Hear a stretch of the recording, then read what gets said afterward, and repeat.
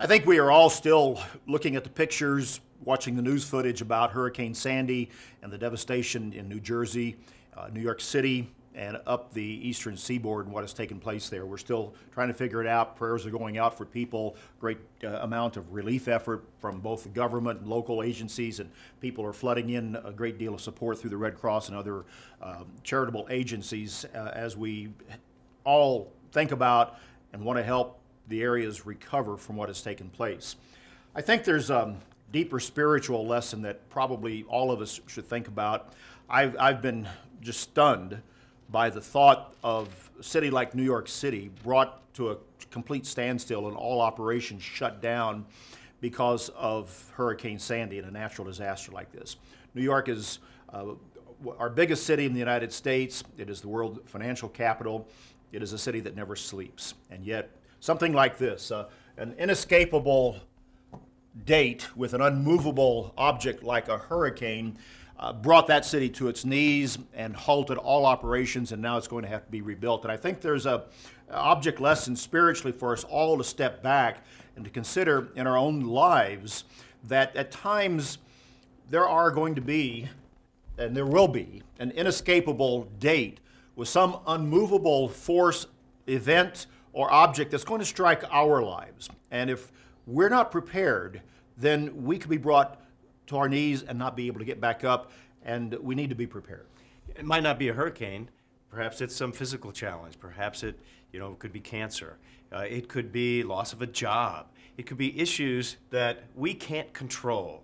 And there are times in our life that things are out of control. And so it's so important to think of those times and what do we do to prepare for those times? Can we be prepared for those times? Those are important things to think about as we look at the horrendous damage from Sandy. And one of the things that we should learn from this is that there is a God that does control this world, this universe, and that this is not just some random act of nature necessarily, but there is a God that does control the world. And that God is who we need to get in touch with. And we need to understand why He does allow events such as this and other events to take place.